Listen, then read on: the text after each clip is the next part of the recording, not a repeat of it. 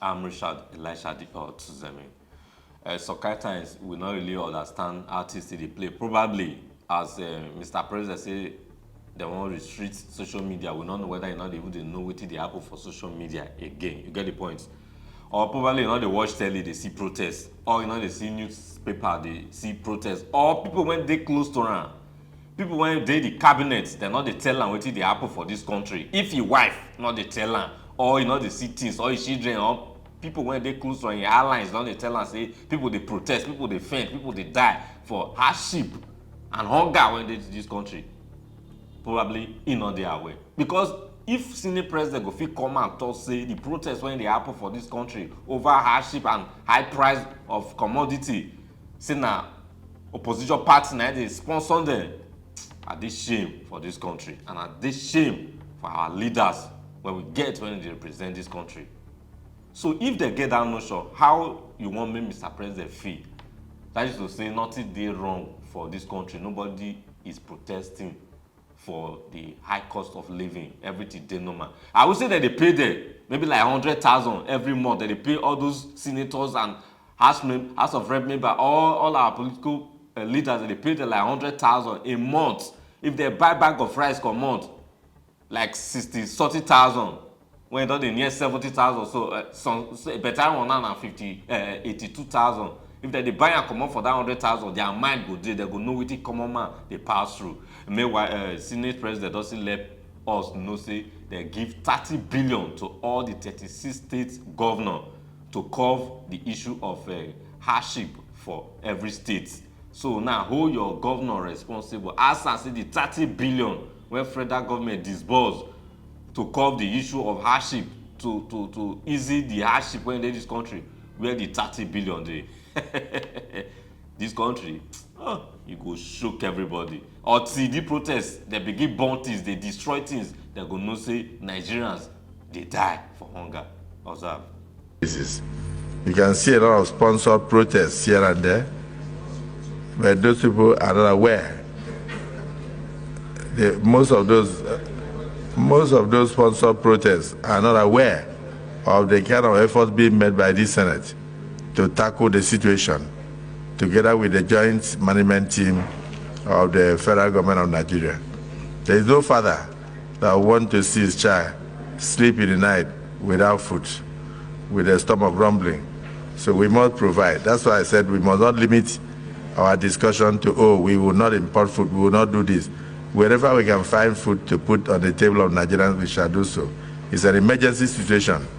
Like the Senator Lalong pointed out, it's an uncommon situation, which has been exacerbated by many factors, from COVID-19 to insecurity, to the inflation, to even what Senator Abiru pointed out, the ways and means of 30 trillion, so that put so much pressure on the Central Bank of Nigeria and left a very big gap in the financial situation, so that if this government that inherited the situation tries to fill the gap, it means people will not eat, salaries will not be paid, nothing will be done until the gap is filled. We have taken it, and we must move on. We must move on. We must move on. So let us look at the recommendations and see whether they are far-reaching enough. If they are not, the Deputy Senate President, you are presiding. Have you even said a word on this? And then please say something. Thank you, Mr. President. Barrow Jibrin Kano North. Mr. President, as you commended. And I must say that unverified report has it that each of the state governments in the last few months have received additional 30 billion from the Federal Inland Revenue Service outside their normal allocations, from the Federation account, outside their normal allocations, to assist them in ameliorating the food situation. So we believe that every state government should utilize the funds so received towards ensuring that food is available in the country. So the state governments have a lot to do. They are closest to the people. And I don't want to mention local government because most local governments are controlled by the state governors. So my belief is that if the state governments do what is needful, then the local governments in turn will only be involved in sharing to make sure that these things get to the people. But we must not overlook the fact that Nigerians are not going to be interested in stories. Nigerians want to see action. And that is why I commend the joint committees for the recommendations that they have done, and I commend the senators who are constantly going back home almost every weekend to assist to make sure that you reduce whatever sufferings, but assure the people that this government will do everything possible. That's why I said no policy will be exclusive or excluded. This is an emergency situation. Nigerians want to eat food, and we are going to provide food for them. The government will have no excuse. Despite what we met on ground, COVID-19 used to kill, in Italy alone, up to 4,000 people in a day. Most of them were farmers. They couldn't go back to farm. Ukraine, fighting with Russia. 70% of the world's wheat came from Ukraine. And therefore, those things have stopped. The wheat can no longer come. So you don't expect that not to have impact. And then insecurity in the northwest with the vast land. And then, of course, what was happening in the north central. You don't expect that not to have impact when people could not enter their farms. Then, of course, the ways and means and the borrowing of over 30 trillion without necessary earnings by the CBN vis-a-vis the federal government. And then the global economic situation where even United Kingdom has announced recession. So I think people need to be patient with government, but rather look at what we are doing as a Senate and as a National Assembly. We cannot sit back and allow our people to be hungry.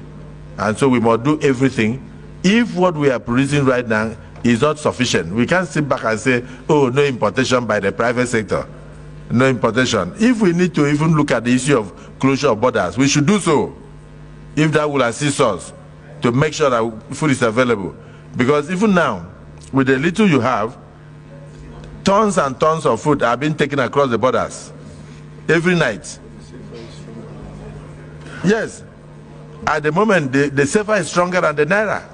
So people are rushing to go and sell their food products in CFA and not in Naira. So we are going to look at every issue. And that is why I applaud the Senate, I applaud the Joint Committee, and I'm saying if the recommendations are not far enough, we will do so. And thereafter, we'll still have a small committee of leadership to go further and discuss with Mr. President to make sure that everything that we need to do, we do so to make sure that Nigerians are happy. Because they voted for us, they don't want excuses despite the global economic recession. All they want is to see food on their table, and food we shall give to them. Security we must give to them.